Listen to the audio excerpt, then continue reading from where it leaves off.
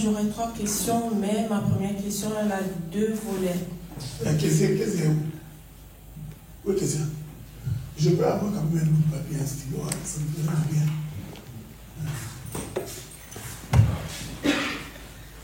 Alors, la première question, on a vu que la veuve de Sarepta, elle est décrite comme une veuve, mais qu'en est-il de son fils? Parce qu'elle avait dit, mon fils et moi. Quel rôle joue cet enfant dans la parole? Il est mentionné, mais son nom n'est jamais donné. Pourquoi est-ce qu'on ne donne pas son nom? Que représente symboliquement ce passage? Très très belle question. Quelle question intelligente, hein? Merci beaucoup. Vous savez, c'est comme j'avais dit au pasteur Freddy, quand on enseigne comme ça, techniquement là, il nous faut 2-3 mois pour que nous parlions calmement. Deux fois quand nous prêchons, nous pouvons, pendant que nous parlons, on peut oublier quelque chose. C'est pourquoi tu vas attendre quelqu'un. Ah, si c'était moi là, j'allais dire ça. Non, ça arrive quand nous prêchons, parce qu'on est pris dans beaucoup de choses. On n'a pas eu le temps de le dire hier. Cette femme-là, premièrement, elle était veuve. Quand on dit que la femme était veuve, cela veut dire que c'est une femme qui avait perdu son mari. On est ensemble, non? Alors, quand tu places ça dans le contexte prophétique, un jour, David voulait prendre Bathsheba, qui était la femme d'Uri. Faites attention à ce que j'ai dit, je suis dans la prophétie de la Bible. Alors, lorsque David décide de prendre Bathsheba, qui était la femme d'Uri, comme David connaissait la loi, c'est que tu ne peux pas prendre la femme d'autrui. Alors David décide que l'on prenait le mari de cette femme, envoyait-le au fond, comme ça il va mourir. Vous connaissez l'histoire, non? Donc, Uri est mort, cela a permis à David de récupérer la femme. Donc quand Uri meurt, cette femme-là devient veuve. On est d'accord, non? Ça c'est l'histoire. Mais nous, quand nous sommes nés dans Adam, la Bible dit que tous ceux qui sont nés par Adam naissent sous la puissance adamique. Nous naissons tous dominés par le péché. J'avais expliqué ça hier quand j'ai dit que même un petit bébé, un petit enfant qui ne connaît même pas que voler c'est mauvais, mais dès qu'il vole, vous lui posez la question, qui a déplacé le téléphone? Il dit, pas moi. Donc c'est inscrit dans l'homme quand il naît dans les péchés. On est ensemble. Or, les péchés dominent celui qui est sous les péchés. En d'autres termes, selon la prophétie de la Bible, celui qui te domine, c'est ton mari. Dieu avait dit à Ève, puisque tu as écouté la voix de ta femme, tes désirs seront portés vers ton mari. Celui-ci dominera sur toi. On est ensemble, non? Donc celui qui domine, c'est le mari. Voilà pourquoi quand nous naissons dans les péchés, le péché a domination sur nous. Paul dit dans les livres des Romains, les biens que je voudrais faire, je ne les fais pas. Le mal que je ne pouvais pas faire, c'est ce que j'ai fait. Misérable que je suis, qui me délivrera? C'est pourquoi, quand on présente la veuve de Sarepta comme une veuve, cela voudrait dire que son premier mari est mort. Or, le premier mari qui est mort ici, c'est lui qui nous dominait avant, c'est le péché. Est-ce que vous comprenez? Donc, une fois que le péché est crucifié sur la croix, c'est un mari, nous devenons libres. Maintenant, le Seigneur peut nous épouser. C'est comme ça qu'on parle de la veuve de Sarepta. Premier élément. Le fils. Aujourd'hui, vous comprenez maintenant que quand nous parlons de la veuve de Sarepta, nous parlons de l'église. On est ensemble dedans. Mais l'église est composée des membres. Le fils qui apparaît dans ce cadre ici est le membre d'une église locale. Je vais dire ça de deux façons. Le ministère de la parole se comprend aussi comme étant la maman. C'est pourquoi vous allez remarquer dans la vie comme ça, le papa donne l'instruction, c'est la maman qui enseigne. la maman a le temps de parler avec les enfants tous les jours parce que le papa n'est pas là. Donc, l'œuvre ministérielle que nous faisons, en fait, nous faisons office de la maman. Je ne sais pas si vous comprenez. C'est comme ça que Paul pouvait dire, je souffre des douleurs de l'enfantement. Alors qu'il ne peut souffrir des douleurs de l'enfantement qu'une femme. Donc, quand il prend cette position-là, il démontre que je travaille pour ma maison, comme une femme. La femme sage qui bâtit sa maison. Mais dans la maison de la femme, il y a des fils. Ici, les fils représentent le membre de l'Église. Les gens qui sont sous la direction du ministère.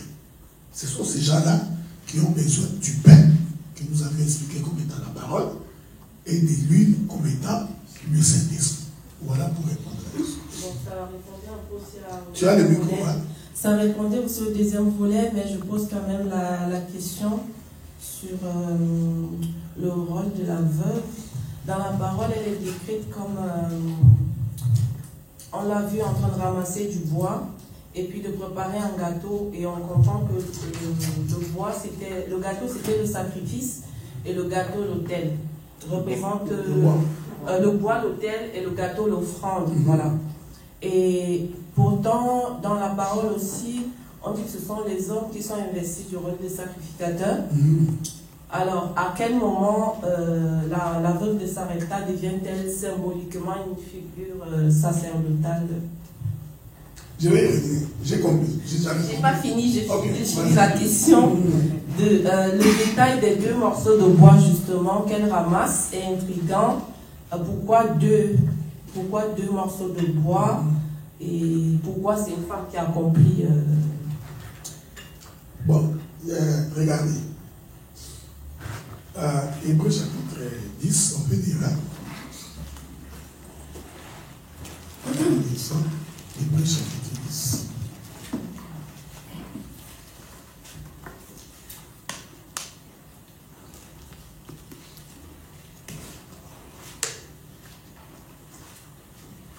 Hébreux chapitre 10. Je vais commencer par le premier verset. En effet, la loi qui possède une ombre des biens à venir, et non l'exacte représentation des choses. C'est ces 2 versets-là que j'ai cherché. En effet, la loi qui possède une ombre des biens à venir, et non l'exacte représentation des choses. Quand nous parlons de la loi, généralement nous parlons de l'Ancien Testament. On est d'accord, non? Le frère qui a écrit le livre des Hébreux dit que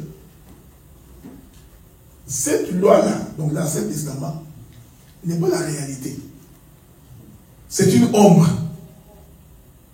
Je vais essayer de m'expliquer autrement pour que chacun comprenne. Si je prends les frères Thomas, je les mets ici, devant nous. La lumière frappe le corps de Thomas. Le corps de Thomas va projeter une ombre. On est ensemble, non? Mais l'ombre de Thomas n'est pas exactement Thomas. Donc si nous voulons voir les yeux de Thomas, il faut que nous voyions les vrais yeux. Mais dans l'ombre, on peut voir les yeux, mais ce n'est pas la représentation exacte. C'est très important ce que j'ai dit. Tout l'Ancien Testament, c'est une ombre. La lumière frappe les bras de Thomas, nous verrons l'ombre de Thomas. Mais regardez, si nous voyons l'ombre du bras de Thomas bouger, c'est qu'en réalité, ce n'est pas l'ombre qui a bougé, c'est Thomas qui a bougé. Donc, l'ombre de Thomas devient comme un matériel didactique qui nous permet de comprendre ce que Thomas fait. C'est ce que Dieu a fait. Dieu a utilisé l'Ancien Testament pour qu'à partir de l'Ancien Testament, que nous puissions comprendre ce que Dieu veut. Mais cette ombre n'est pas la représentation exacte. Ok? Donc, dans la représentation exacte, nous constatons que Dieu a donné le ministère de la parole aux hommes. On est ensemble, non? Je voudrais profiter de l'occasion parce qu'on n'a pas beaucoup de temps. Moi, j'ai toujours pensé qu'une église dont les femmes ne sont pas actives, cette église ne prospère pas physiquement. Donc, je considère que si les sœurs viennent à l'église comme des figurantes, la multiplication devient difficile. Donc, même si le ministère de la parole n'est pas donné à la femme, mais la femme doit être capable d'évangéliser. Elle doit être capable de parler de Jésus. Parce que Dieu a mis dans la femme la capacité de s'exprimer et d'être entendue beaucoup plus facilement que l'homme. Si nous sortons ici pour évangéliser, je parie, commençons à faire arrêter les hommes. Moi et vous, ou moi et Safi. Je t'informe que beaucoup de gens vont me passer. Ils vont s'arrêter pour écouter Safi. Parce qu'ils se disent que c'est la femme. Je ne sais pas si vous comprenez. Donc, Dieu a fait que la femme ait la capacité d'attirer beaucoup plus facilement. Maintenant, dans le ministère, dans la prophétie, quand Dieu voudrait passer par ces processus-là, de celle qui nourrit, de celle qui garde, Dieu s'identifie comme une femme. C'est comme ça que nous avons lu l'écriture hier de Matthieu, où il dit, Israël, Israël, je voulais te rassembler comme une poule. Pourquoi Dieu n'a pas dit comme un coq? Parce que Dieu a compris que celle qui est capable de rassembler plus facilement, c'est la mère. Regardez même dans la vie, les gens qui sont nés des pères différents et celles qui sont nées des mères différentes, vous allez voir que celles qui ont la même mère vont beaucoup plus s'attacher que ceux qui sont nés des mêmes pères. Donc Dieu a mis dans l'homme, dans la femme, la capacité de rassembler. C'est pourquoi je vous avais dit que quand tu épouses une mauvaise femme, ta maison est foutue. Parce que si la femme n'est pas une bonne, même les visiteurs ne viennent pas. Même si toi l'homme tu veux. Mais comme Dieu a mis l'accueil dans la femme, donc une bonne femme, les visiteurs ne manqueront pas à la maison. C'est comme ça que la veuve de Sarepta, ici, est aussi le symbole du ministre de la parole. C'est très important. Par le fait qu'elle avait un fils. C'est pourquoi nous-mêmes, les prédicateurs, nous comportons comme la maman. Voilà pourquoi, je crois avoir dit ça hier, un vrai ministre ne peut pas considérer l'Église comme sa propriété privée. Parce qu'il est comme. Est-ce que vous comprenez ça? Donc, il doit comprendre ça. Je vais le dire autrement. Si il n'y a pas l'instruction, il n'y a pas d'enseignement. C'est l'instruction qui crée l'enseignement. Je vais le dire autrement. L'homme dans la famille donne les ordres. La femme, c'est voici l'ordre que l'homme a donné. Mais celle qui explique aux enfants comment cet ordre doit être vécu tous les jours, c'est la femme. On est ensemble, non? Donc c'est la femme qui a la capacité de rassembler. Voilà pourquoi dans ce texte-là,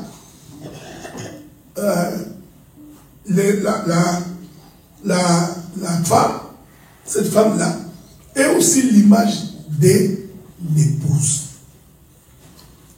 Mais je viens de vous dire tantôt là que l'ombre n'est pas la représentation exacte. Voilà pourquoi des fois nous avons des combats. Parce que moi je peux dire que cette femme-là c'est l'image du ministre. Le pasteur Freddy peut venir et il dit cette femme-là c'est aussi l'image de Christ.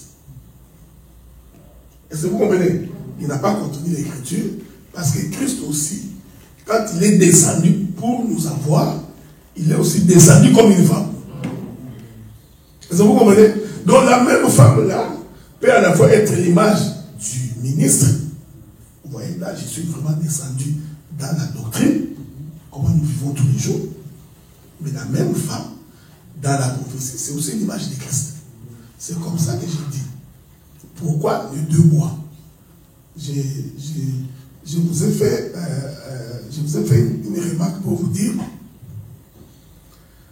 si j'ai dit la croix, les hommes qui ont étudié, parce que la croix c'est deux bois, c'est comme ça, hein? On est assemblés, non? Maintenant, si j'ai dit les deux bois, ils sont deux, parce que c'est la croix c'est deux bois. Il y a des gens qui ont fait des études, qui ont démontré qu'il y a aussi une écriture qui dit que maudit soit celui qui est pendu au bois. L'écriture ne dit pas maudit soit celui qui est pendu à la croix.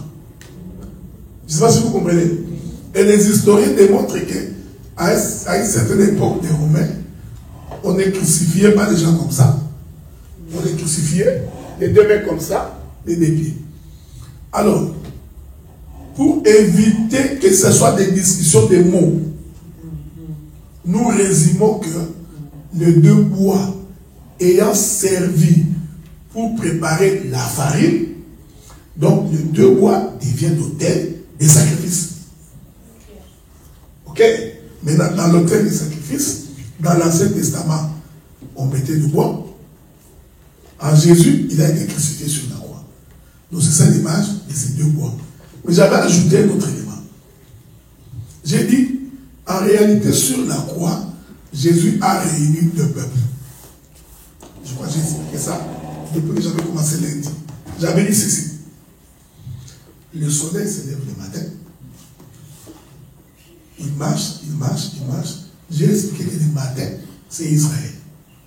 Ok? Il arrive à midi. La réalité et l'ombre sont ensemble. J'avais expliqué qu'à midi, c'est la croix. Ensuite, le soleil commence à se coucher. J'ai expliqué que le soir, c'est nous les nations. J'ai donné beaucoup d'exemples.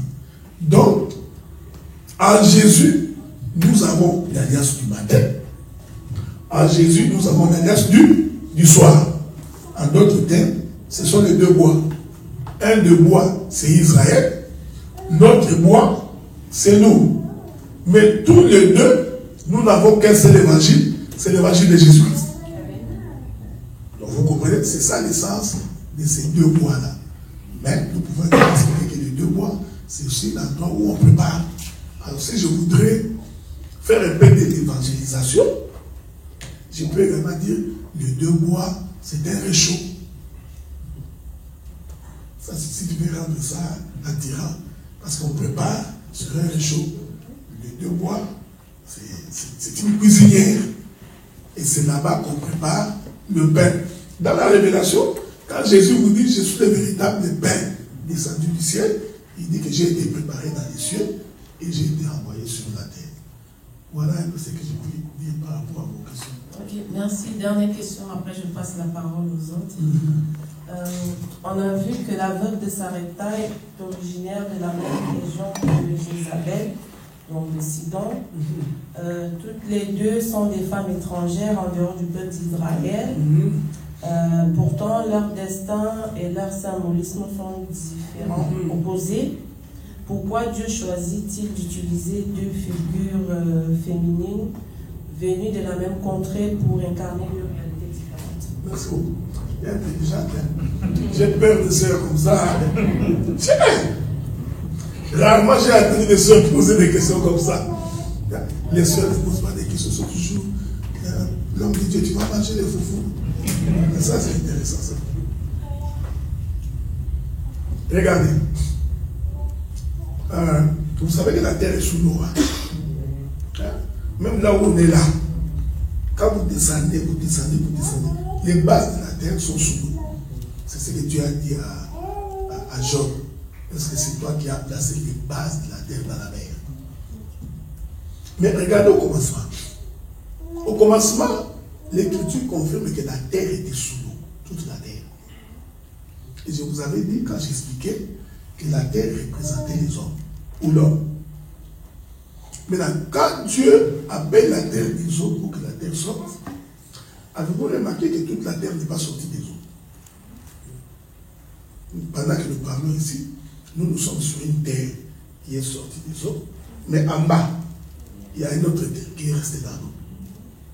Vous comprenez ça? Donc Dieu, c'est important de le retenir. Dieu n'a pas appelé toute la terre. Quand Dieu dit que la terre sort des eaux, comprenez que Dieu n'a pas appelé toute la terre. Pour preuve, ce n'est pas toute la terre qui est sortie des eaux. En d'autres termes, nous avons deux terres. Il y a une terre qui est restée sous l'eau. Il y a une autre terre qui est sortie des eaux. C'est ça, Jézabel et la femme de Sarepta. Toutes des étrangères, mais Dieu ne choisit pas tout le monde. Permettez que je vous dise ça. Dieu ne choisit pas tout le monde. Ça va t'énerver un peu, mais quand nous prêchons, nous allons prêcher, Dieu aime tout le monde. Ça, c'est quand nous prêchons. Pourquoi? Parce que nous ne savons pas qui Dieu aime. Voilà pourquoi nous lançons les filets. Dieu vous aime tous. Mais en réalité, lui, Dieu, il n'aime pas tout le monde. Ça fait un peu mal de laisser comme ça. Je vais prendre un exemple. Pierre pêche toute la nuit. Le matin, Jésus débarque. Il trouve Pierre en train de mettre ses filets ensemble. Alors il leur dit, vous n'avez pas attrapé un poisson? Non, même pas un poisson. Même pas un frétin. Il dit, alors montez dans la barque. Jetez les filets du côté droit. Est-ce qu'on est ensemble, non? Pierre confirme à Jésus. Nous avons pêché ici toute la nuit. Ici. En tout cas, ici, là, il n'y a pas de poisson. Mais souvenez-vous que quand Dieu a appelé Pierre, il a dit à Pierre, je ferai de toi un pêcheur d'hommes. Donc Dieu voulait lui dire, les poissons sont des hommes. Est-ce que vous me suivez? Hein? Jésus était en train de confirmer à Pierre ce qu'il lui avait dit. Pierre dit, sinon à ta parole, je jetterai des filets. La Bible définit ce que c'est un filet. Je ne sais pas si je vais trouver l'écriture, on va aller chercher ça.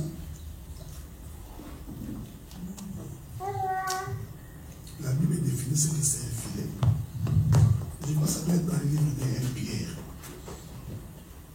Si je ne me trompe pas. Parce que vous savez, la Bible s'interprète elle-même. Hein? Donc quand vous voulez interpréter, allez voir dans la Bible. Vous trouverez le verset. Je suis en train de chercher ce verset-là. Mais ça doit être dans le livre de Pierre quelque part.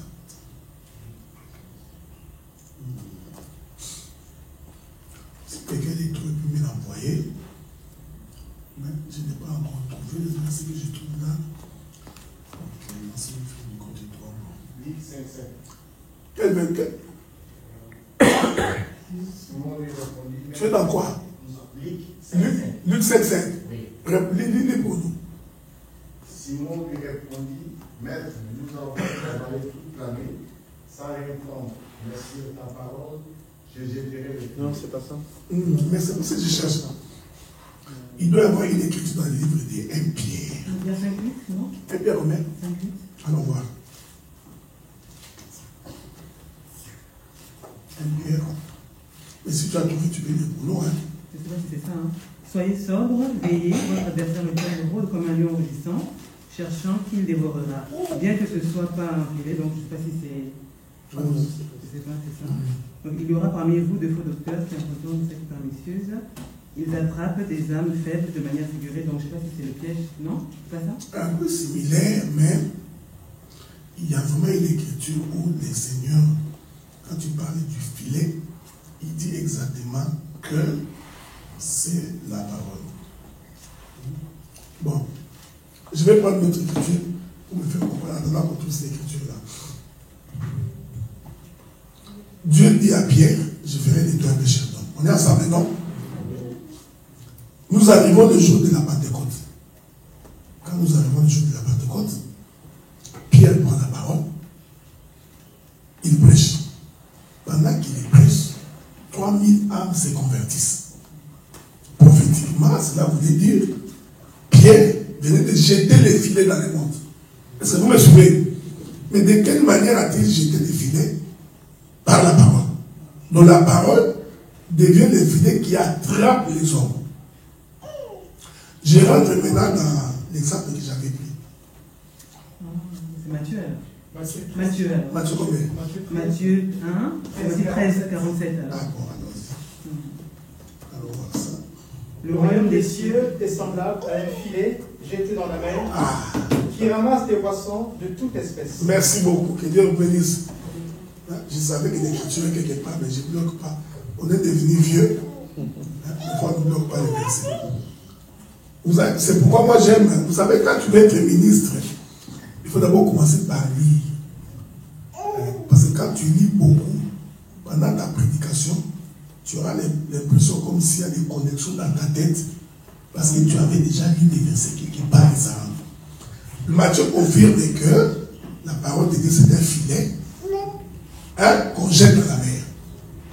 Maintenant nous comprenons que quand Dieu dit à Pierre, jette le filet du côté droit, Dieu voulait lui dire, prêche la parole. On est ensemble, non? Maintenant nous comprenons que les poissons qui sont entrés, ce sont des hommes qui ont cru à la parole. Mais avez-vous remarqué que tous les poissons de la mer ne sont pas rentrés?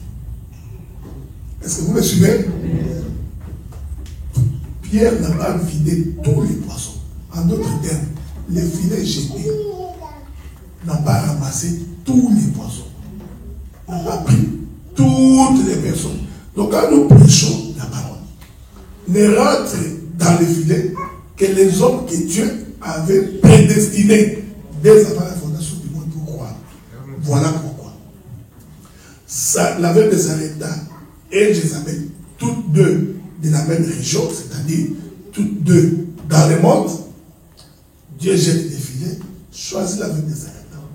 Donc, la Jézabel va représenter tous ces gens qui ne seront pas sauvés.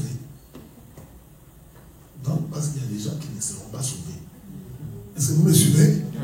Parce que Dieu a décidé qu'il y a des gens qui sont créés pour le jour de sa colère. Et puisque Dieu a déjà dit qu'il y aura des gens qui sont destinés pour sa colère, Dieu fera en sorte que sa parole s'accomplisse. Parce que si ça ne s'accomplit pas, il devient menteur. Donc, quand nous prêchons l'évangile, c'est pourquoi moi j'ai toujours dit, nous qui prêchons, nous ne savons pas qui va croire. C'est pourquoi nous avons l'obligation de prêcher à tout le monde. Je ne peux pas dire, non, toi je ne te prêche pas, dans tous les cas tu ne seras même pas sauvé. Non, moi je ne sais pas si tu ne seras pas sauvé. Notre mission en tant que prédicateur, Dieu est venu sauver tout le monde. Mais nous savons, même quand nous disons tout, en réalité Dieu ne prend pas tout le monde. Dieu a ses propres enfants. C'est pourquoi Jésus avait dit, mes brebis connaissent ma voix. Voyez-vous, mes brebis connaissent. Il ne dit pas qu'ils connaîtront. Mes brebis connaissent. C'est comme si les brebis étaient déjà dans la bergerie.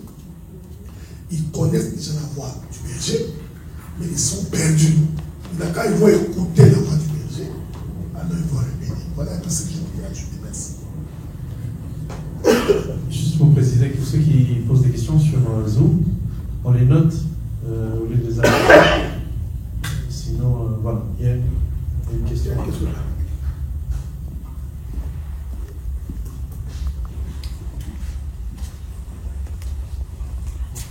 Bonjour, monsieur Olivier. Bonjour. En fait, moi, je vais poser ma question.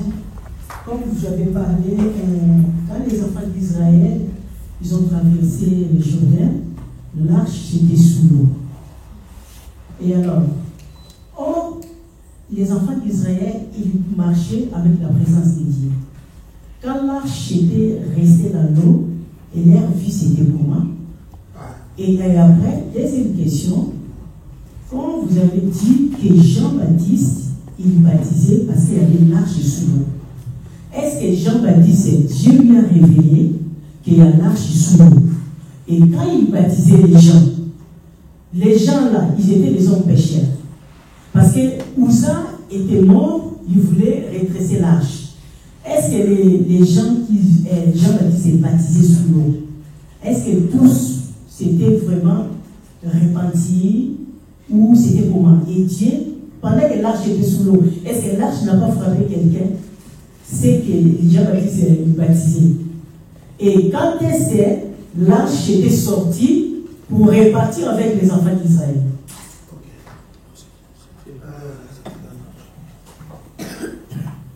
On va prendre le livre de Josué.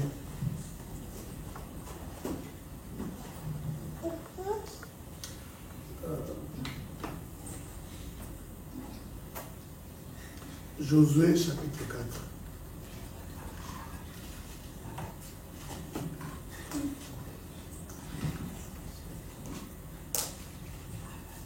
Nous allons lire ça dans le livre de Josué chapitre 4. Je voudrais d'abord préciser que peut-être que vous ne m'avez pas bien entendu. Ce n'est pas l'arche qui était restée sous l'eau, c'est l'autel. Je vais quand même prendre Josué chapitre 4. Vous pouvez commencer par... Je commence par les premiers versets. Lorsque toute la nation y achevait de passer le Jourdain, c'est là que je suis à ma soeur. L'Éternel dit à Josué, prends 12 hommes parmi le peuple, un homme de chaque tribu. Donnez-leur cet ordre. Enlevez d'ici du milieu des Jourdains, de la place où les sacrificateurs se sont arrêtés des pieds fermes. 12 pierres que vous emporterez avec vous et que vous déposerez dans des lieux où vous passerez cette nuit. Josué appela les 12 hommes qui choisirent les enfants d'Israël, un homme par tribu. Je vais ajouter notre écriture.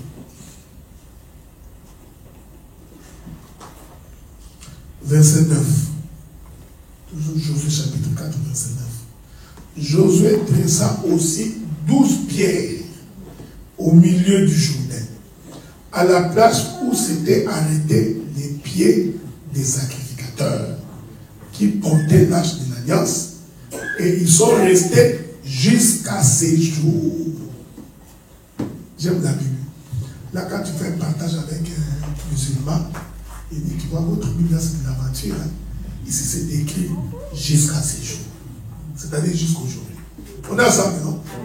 Et moi, j'ai dit que jusqu'aujourd'hui, l'autel des 12 pierres est dans les journées.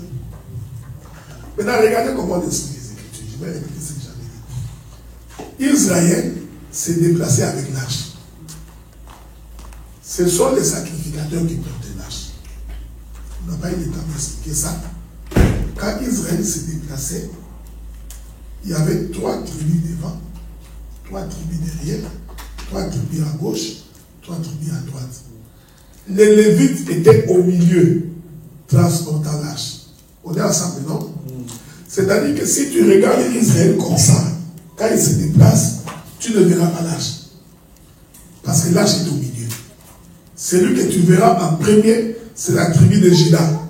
Parce que la Bible dit, c'est Juda toujours qui commençait la marche.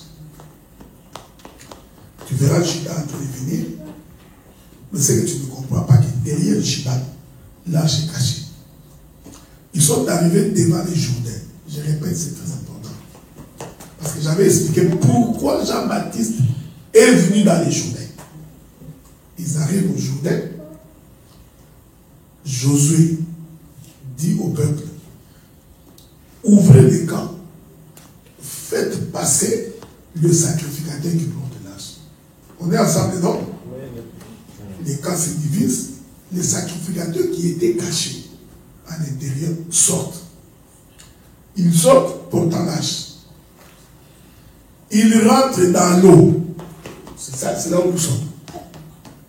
Quand vous lisez votre texte, vous verrez que les sacrificateurs sont entrés dans l'eau jusqu'au milieu du Jourdain. On est ensemble, non? Quand ils sont arrivés au milieu du Jourdain, en entrant, l'eau s'est arrêtée. L'eau s'arrête d'un côté comme de l'autre.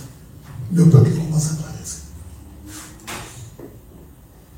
Quand ils finissent de traverser, Josué dit, ramassez 12 pierres. Comme vous le savez, chaque pierre représentait la tribu d'Israël. Ramassez 12 pierres. Faites un autel. Vous savez, Parce que les partages, des fois, nous fait voir qu'il y a des choses que nous avions sautées. Ça, j'aime ça. L'Écriture dit, il prit les 12 pierres qui constituent l'autel. Il les mit là où se trouvaient les pieds des sacrificateurs. On est ensemble, non? Je vous avais dit quand j'avais commencé lundi que le parvis, c'est la partie extérieure du temple. Je vais répéter ça. Je crois que j'avais dit ça. J'avais dit ceci. Quand vous prenez les tabernacles, vous avez le lieu très saint, le lieu saint et le parvis. Le parvis, c'est la partie extérieure. J'ai comparé le tabernacle à la montagne. J'ai dit, si vous prenez le tabernacle, vous les mettez debout, vous allez constater que le lieu très saint devient le sommet de la montagne. Le lieu saint devient la moitié de la montagne, le milieu, et le parvis devient le bas de la montagne. En d'autres termes, le bas de la montagne, c'est les pieds de la montagne. Parce que c'est les bas qui touchent la terre. Je prends encore un autre exemple. Je prends la femme du frère Benjamin. Si je la mets debout, vous allez remarquer que sa tête, c'est le sommet. Cette partie ici, c'est le milieu de son corps. Ses pieds, c'est les bas. On est ensemble, non? Et je vous avais dit que quand on veut sacrifier, on sacrifiait au parvis. En d'autres termes, on sacrifiait au pied.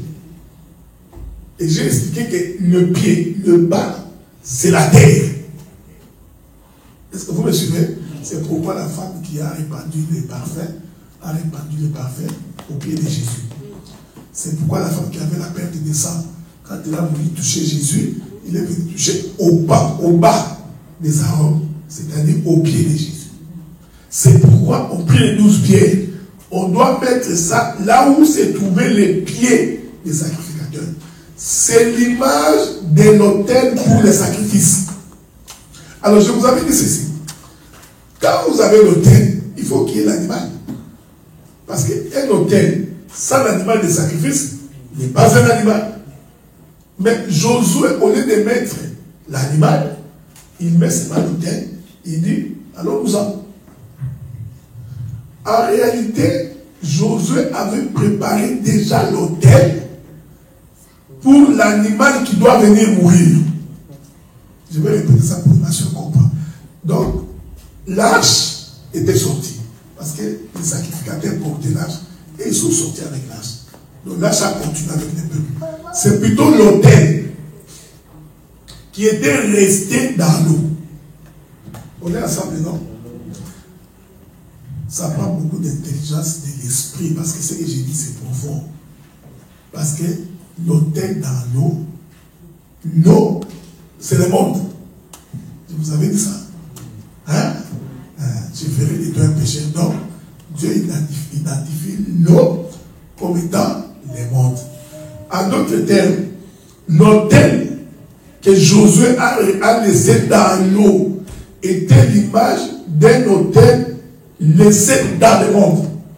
Cet autel-là attendait l'animal des sacrifices. Est-ce que vous me suivez? Cela veut dire que tout le temps de la loi, l'autel attendait qui est digne de monter sur cet autel et mourir pour le peuple. C'est pourquoi sur le plan prophétique, nous disons, tous les prophètes qui ont précédé Jésus, personne d'entre eux n'est monté sur cet autel-là. Parce que personne d'entre eux ne pouvait donner la vie. Donc prophétiquement, je répète ça, c'est très important. Cela ne veut pas dire que physiquement comme ça, au temps de Jean-Baptiste, il y avait un autel là. Non, ça ne veut pas dire ça. Dans la pensée de l'Éternel, Dieu trouvait que l'eau, le Jourdain, représente le monde. Dans le monde, il y a un autel. Et c'est sur cet autel-là que l'agneau de Dieu doit venir mourir. Cela veut dire que quelqu'un qui connaît les mouvements de Dieu, dès qu'il voit l'autel, il se dit, pourquoi cet autel? Cela veut dire qu'il manque un animal de sacrifice. Donc l'autel annonce la venue d'un sacrifice. Est-ce que vous me suivez? Je prends un exemple.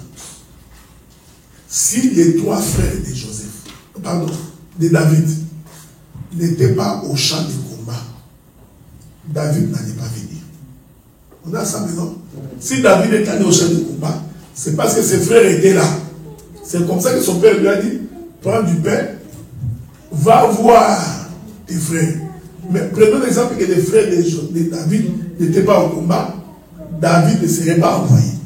Donc si on est fils des prophètes, dès que tu vois les frères de David en train de se promener au champ de combat, tu sais déjà, puisque les frères de David sont ici, c'est que David va venir. Donc les 3 frères de David annoncent la venue de David. L'autel dans les Jourdains annonce la venue du sacrifice. Voilà pourquoi quand Jésus vient, Jésus était venu comme un homme. Il marchait à 2 pieds, comme nous. Mais quand Jean-Baptiste les regarde, Jean-Baptiste n'a pas vu un homme. Jean-Baptiste voit un animal. Mais c'est contradictoire. Je suis sûr que les contemporains posaient la question. Jean-Baptiste est malade. Je suis également ceux qui se sont retournés. Quand ils disaient voici l'agneau, ils se sont retournés, ils cherchaient l'agneau, ils n'ont pas vu l'agneau. Mais ils ont vu un homme. Et Jean-Baptiste dit, voyez cet homme ici, c'est un agneau. Or, l'agneau, c'est l'animal de sacrifice. En d'autres termes, Jean-Baptiste dit, quand il était dans le Jourdain, c'est l'image du sacrificateur qui est dans l'eau, qui est dans le monde. En étant dans le monde, quand il voit Jésus, il dit gloire soit rendue à Dieu. L'agneau que nous attendions depuis que Josué avait déposé l'autel, le voici vient d'arriver. C'est pourquoi quand il baptise Jésus, parce qu'en fait Jésus n'avait pas besoin du baptême. Pour en faire quoi? Est-ce que vous me suivez? Nous allons nous faire baptiser parce qu'on a péché. Que Dieu pardonne nos péchés. Je vous pose la question. Jésus n'avait pas péché. Pourquoi s'est-il fait baptiser? Le baptême de Jésus était l'image du sacrifice de la croix. C'est-à-dire, cet homme ici va mourir. Donc, je puis dire, ce n'est pas que si vous ouvrez les Jourdains, vous allez vraiment voir un hôtel. Ah, c'est ça, non. Il est possible que cet hôtel a été emporté. Ok. Mais la pensée de Dieu, c'est pour dire, spirituellement, il y a un hôtel. L'autel qui pardonne les péchés. On est ensemble. Regardez. Naaman en allait pas. On lui dit que non, il y a un prophète qui guérit en Israël. Naaman arrive. C'est le prophète Élisée. On dit à Élisée que non. Le directeur, le général de l'armée syrienne veut te voir. Élisée ne sort pas.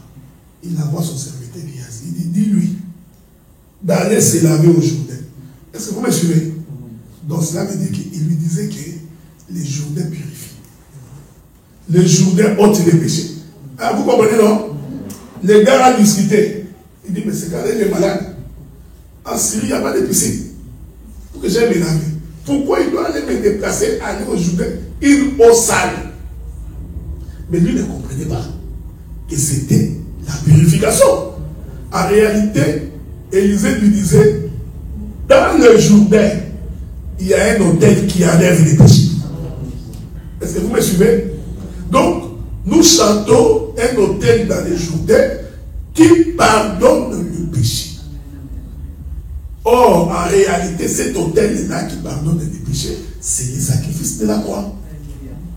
Donc aujourd'hui, quelqu'un ne peut pas aller prendre l'eau du Jourdain, mettre dans des bouteilles, commencer à vendre. Surtout les pasteurs nigériens, ils sont spécialisés dans ça. J'étais dans les Jourdains. J'ai vu un film de maman la congolaise. Et elle est allée dans les tombeaux de Jésus. Parce qu'il entre dans le tombeau, la femme sort, commence à parler à la grande. J'ai senti la puissance. Elle a voituré. Tu vois? Alors que les jours où Marie et les autres sont venus pour chercher Jésus dans les tombeaux, les jardiniers leur disent, pourquoi cherchez-vous celui qui est vivant dans les tombeaux? Mais vous, manque d'enseignement, vous allez encore au tombeau jusqu'à aujourd'hui pour aller chercher Jésus. C'est un conseil que je vous donne. Toute personne qui vient avec l'information d'Israël physique, avant même de l'écouter, comprenez que c'est le diable à personne. Ce sont des gens qui ne comprennent pas. Aujourd'hui, les journées dont nous parlons n'est pas physique. Voilà pourquoi l'Écriture dit cet autel est dans les journées jusqu'à ces jours. Or, physiquement, aujourd'hui, l'autel n'est pas dans les journées physiques. C'est pour dire que pendant que nous prêchons ici, l'autel du journée est au milieu de nous. C'est-à-dire Jésus. Si tu as péché, tes péchés te seront pardonnés. Si tu as la lèpre, c'est au nom de Jésus que tu seras purifié. Cela veut dire, jusqu'à aujourd'hui, les journées, l'autel est dans les journées. Mais si tu l'as compris physiquement, tu vas aller péter de l'eau, enlever de l'eau, enlever de l'eau. Tu arrives au fond. Mais c'est écrit que les journées devraient être ici. Où est les journées? Mon peuple est péri parce qu'il lui manque la connaissance. Voilà ma soeur. Merci beaucoup. Bonsoir, papa. Bonsoir. Par rapport à ce que vous avez dit, je pense que c'est hier, vous avez dit le montagne, c'est aussi les tabernacles.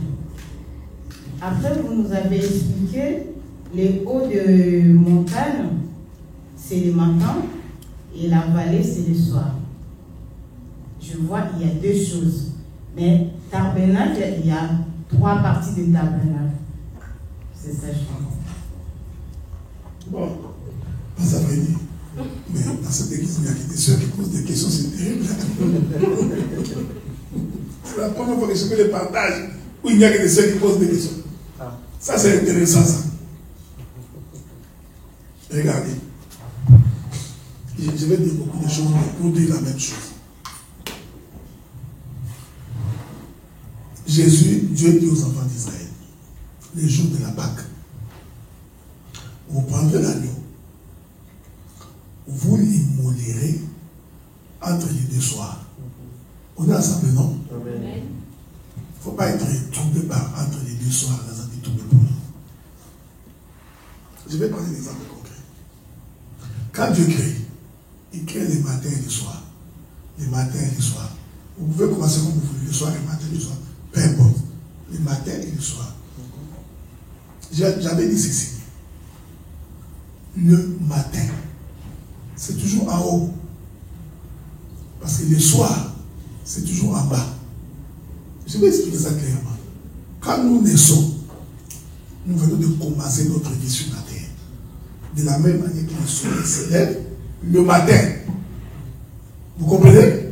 Quand nous mourons, il y a une expression qu'on dit en français. L'homme est arrivé au soir de sa vie. La Bible est facile à comprendre. Donc quand nous parlons du matin, nous parlons de la naissance. Quand nous parlons du soir, nous parlons de la mort. Ok? Je vais répéter ça encore calmement avant de toucher la montagne. Quand quelqu'un naît, il vient de commencer sa vie. Or, généralement, le commencement de la vie, c'est quand tu te réveilles. Hein? Quand nous dormons, aucun de nous ne sait là où il est quand il dort. Ok? À moins que tu fasses des rêves. Mais en tout cas, quand nous dormons, c'est comme si on était mort. Quand tu te réveilles, c'est comme si tu viens de commencer les jours. Voilà pourquoi le soleil se lève le matin. Pour dire, c'est le commencement. Se couche le soir. Pour dire, c'est la mort. J'attire votre attention. Quand quelqu'un meurt, on l'enterre. Ok? Il fait le mouvement du matin vers le soir. Donc, il commence et il finit. Je prends maintenant le soleil, ça c'est Psaume 119.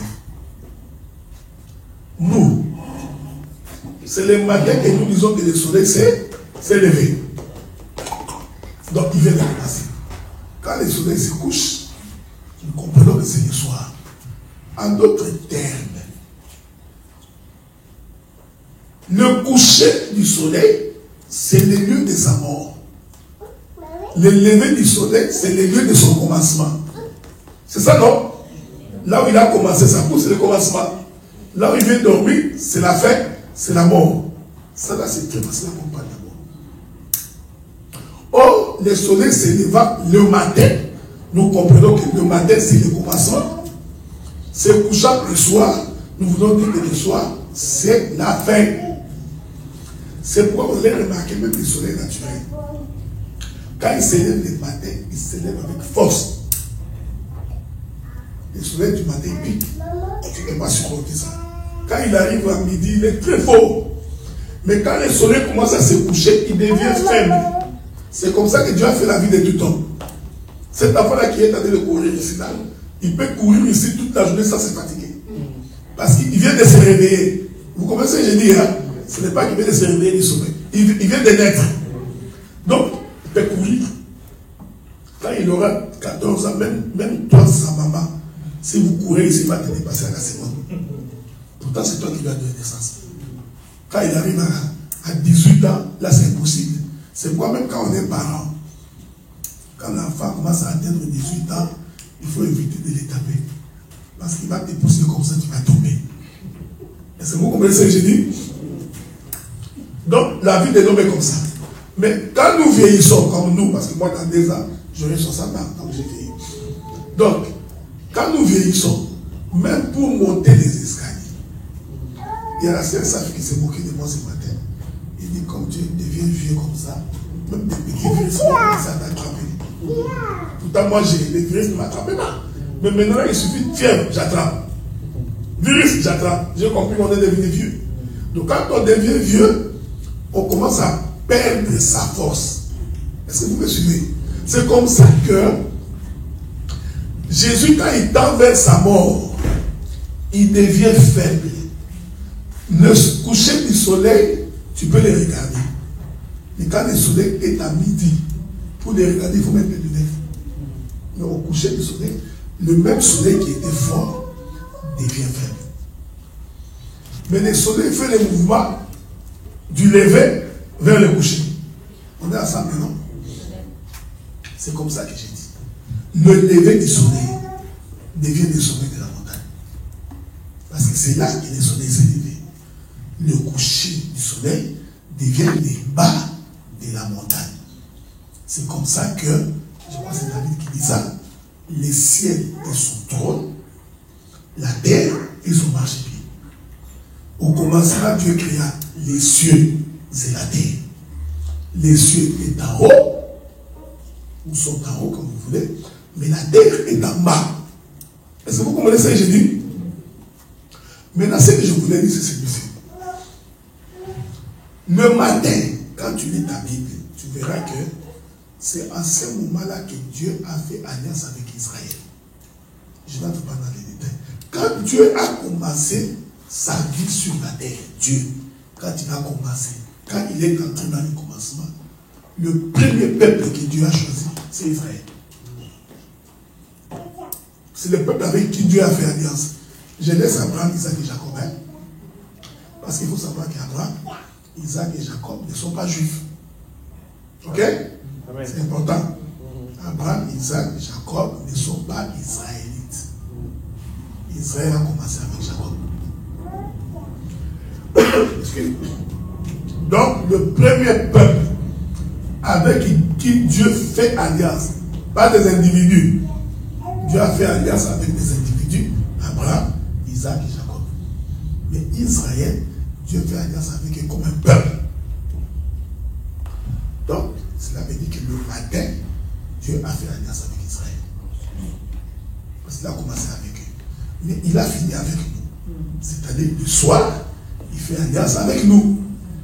C'est comme ça que nous expliquons que le matin, c'est l'alliance avec Israël. Le soir, c'est l'alliance avec l'Église. Mais non, entre le matin et le soir, il y a le midi. On est ensemble, non? Parce que c'est midi qui détermine matin et soir. C'est ce que j'avais dit. Donc, le tabernacle ayant 3 parties, le lieu très saint, le lieu saint et le parvis, je prends le tabernacle et je le mets debout. Il devient comme une montagne. Le sommet de la montagne les bas de la montagne.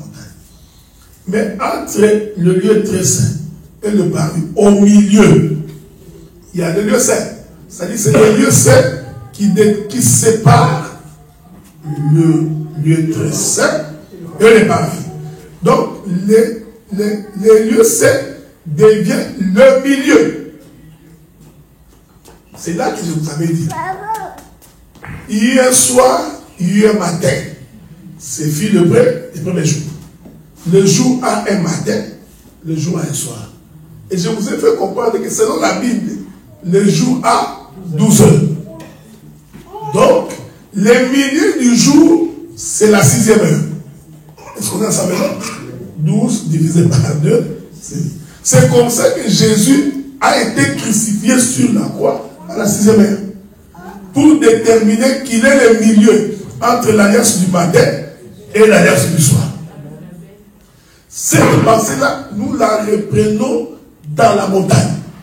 La montagne a le sommet, la montagne a le milieu, la montagne a le bas. J'avais expliqué ça.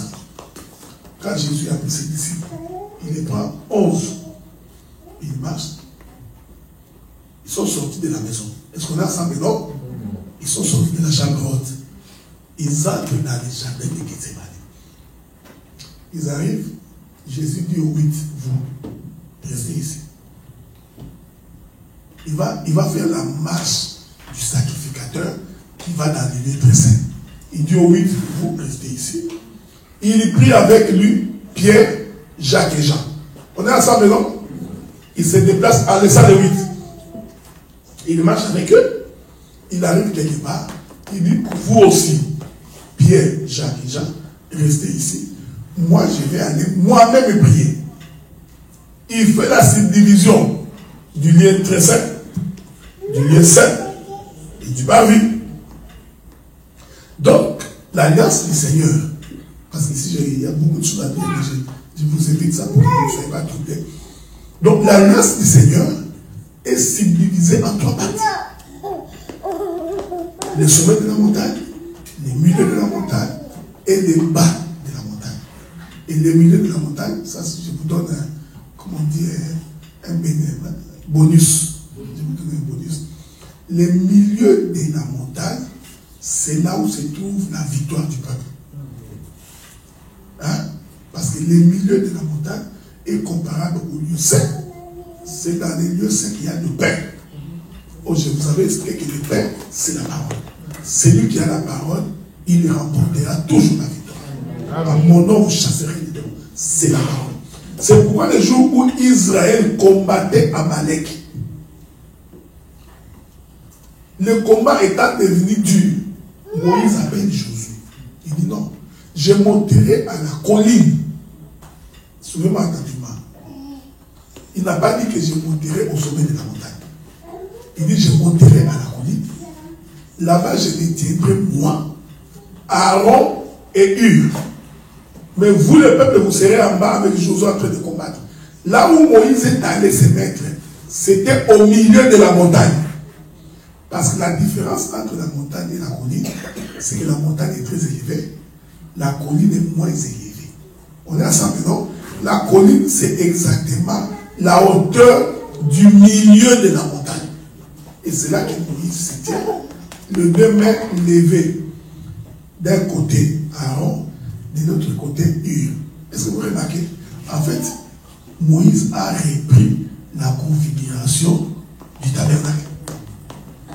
Lui-même au milieu, il met Aaron d'un côté, il met Hur de l'autre côté. Je vous informe que Hur est de la tribu de Juda, Aaron est de la tribu de Lévi. C'est très important. Est-ce qu'on est ensemble, non? Bon, Aaron, qui est de la tribu de Lévi, représente les sacerdoces de Moïse. Mais Dieu a fait de nous un royaume de sacrificateurs. Ah, ça nous pose un sérieux problème. Parce que la sacrificature n'a pas été donnée au roi. Je ne peux pas comprendre comment un roi devient sacrificateur. Alors quand on dit un royaume de sacrificateurs, en réalité, nous représentons le chiffre 4, qui est le roi. Donc, il y a d'un côté Aaron, qui représente Lévi, et il y a Hur, de la tribu de Juda, qui représente Judas. Les deux accordent la victoire. Donc, c'est ça la pensée que nous avons voulu expliquer. Pour dire que, quand tu vois le lieu saint, le lieu très saint, le parvis, c'est exactement le sommet de la montagne, le milieu de la montagne et le bas de la montagne. Voilà, c'est ça. Je vais juste intervenir, parce que j'ai une préoccupation sur Zoom, une personne qui a posé la question sur l'arbre de la connaissance du bien et du mal qui est au milieu du jardin, il demande si c'est la même que l'arbre de vie.